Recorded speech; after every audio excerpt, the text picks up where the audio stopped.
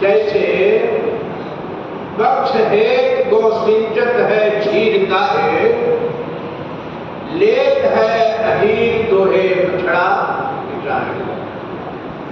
जैसे घर खोद खोद बील साले पूछा, पैसा श्रद्धाए खाए काहे काट के। तैसे कोट पाप कर माया जोड़ जोड़ मूढ़, अंतकाल छाड़ चले जो कर मार। अंतकाल छाड़ चले दो कर नाड़। धन धन मेरे सदगुरु, तू धन्य है शास्त्री। जरा प्यार से कहना सदगुरु भगवान की है। शास्त्री जी, आज जो मानव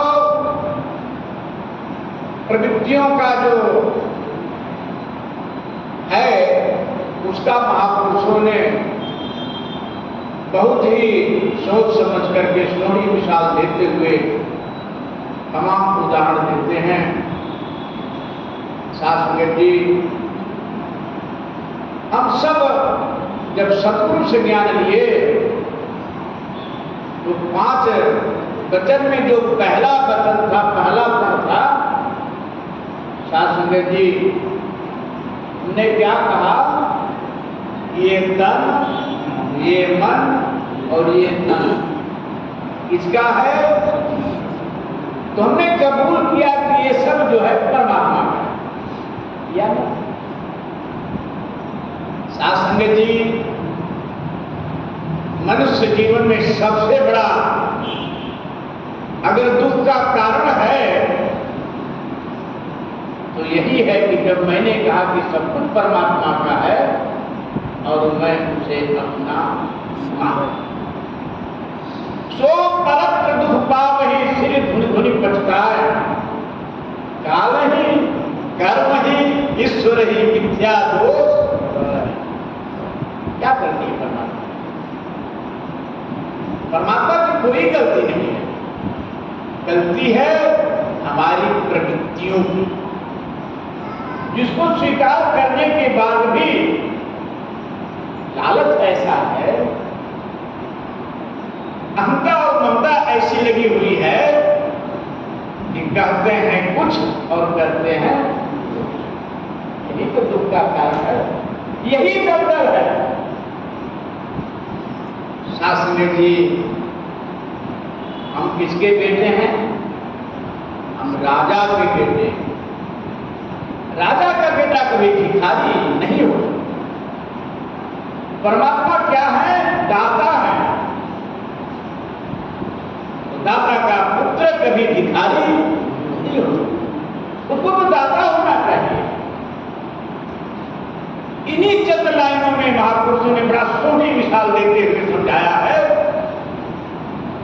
कि जैसे मधुमाखी सींच सींच के एकत्र करे, अरे मधुआता है छाड़ना। मधुमक्खी क्या होती है? तमाम फूलों से पराग एकत्रित करके और जा करके एक जगह पर वो पराग को रखती। शास्त्री जी, उस पराग से मधु बनता है और मधु से इसे प्रीत हो जाती है कि सोचती है कि ये कोई दूसरा ना देने पाए और भविष्य में इसका सदुपयोग। शास्त्री जी, ये भविष्य की चिंता के लिए, न वर्तमान की चिंता के लिए या भविष्य की चिंता के लिए। शायद सरकार ने हम वर्तमान की चिंता नहीं कर रहे हैं, भविष्य की चिंता कर रहे हैं। शास्त्री जी, एक पंडित जी थे, उनके पास एक सेठ साहूकार दाम देने के लिए कुछ अन्न वस्त्र लेकर के गया दरवाजे पर और कहने लगा कि प्रभु इसे आप स्वीकार करें। उन्होंने आवाज दी कि वो पंडिताई जरा देखो घर में शाम के लिए कुछ है कि नहीं बनाने के लिए? कुछ अन्न है? तो उन्होंने कहा कि हाँ, शाम के लिए भरपूर है, भरा पड़ा है।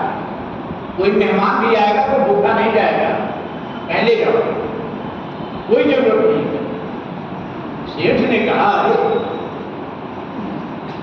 मैं लेकर आया हूं इतना सारा पैसा, रुपया, अन्न,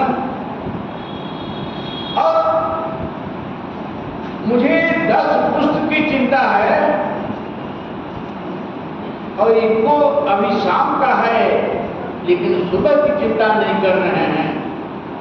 साथ संगत जी, उसको समझ में आया कि मैं ही धनवान नहीं हूं, धनवान तो ये है। ठीक इसी तरह से मधुमक्खी का भी यही हाल होता है। आता है जो मधु एकत्र करने वाला, और आकर के मधु को हटा करके सारा मधु, जैसे बच्चहेत को जिंजत है छीनता है, लेत है अहीर दोहे बछड़ा पिता है।